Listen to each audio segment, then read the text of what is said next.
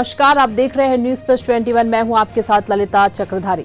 Bollywood actress Shilpa Shetty के पति राज कुंद्रा एक बार फिर मुश्किलों में घिर गए हैं। प्रवर्तन निदेशालय यानी कि ईडी ने उनके खिलाफ मनी लॉन्ड्रिंग केस में एफआईआर दर्ज की है। पिछले साल मुंबई पुलिस की क्राइम ब्रांच ने उनके खिलाफ पोर्नोग्राफी फिल्में बनाने और उन्हें मोबाइल ऐप के माध्यम से डिस्ट्रीब्यूट करने के मामले में चार्जशीट दायर की थी और उन्हें अरेस्ट किया था। अश्लील फिल्मों के इस बिजनेस में करोड़ों के कारोबार का मामला सामने आया था। अभिनेत्री शिल्पा शेट्टी से भी पूछताछ की गई थी। अब इस मामले में ईडी की एंट्री हो गई है। ईडी ने अब राज कुंद्रा के खिलाफ मनी लॉन्ड्रिंग का केस दर्ज कर दिया है। जल्द ही ईडी राज कुंद्रा को पूछताछ के लिए बुला सकती है।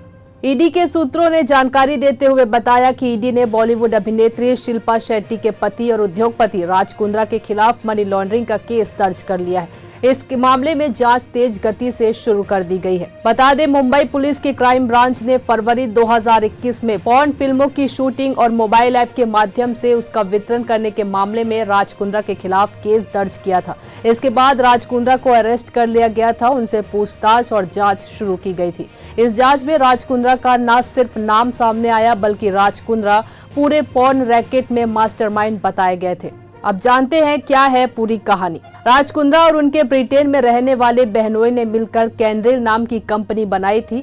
भारत में पॉर्न फिल्मों को लेकर सख्त कानूनों को देखते हुए उन्होंने कंपनी विदेश में रजिस्टर्ड की थी। इसके बाद इन पॉर्न फिल्मों को ट्रांसफर लिंक के जरिए विदेश भेज दिया जाता था। इस पर राज कुंद्रा ने अपनी सफाई में कहा था कि उनके प्रोडक्शन हाउस ने ऐसी एक भी फिल्म नहीं बनाई है जिसे पॉर्न कैटेगरी में रखा जाए। उनकी फिल्मों में कोई भी अश्लीलता नहीं दर्शाई जाती है।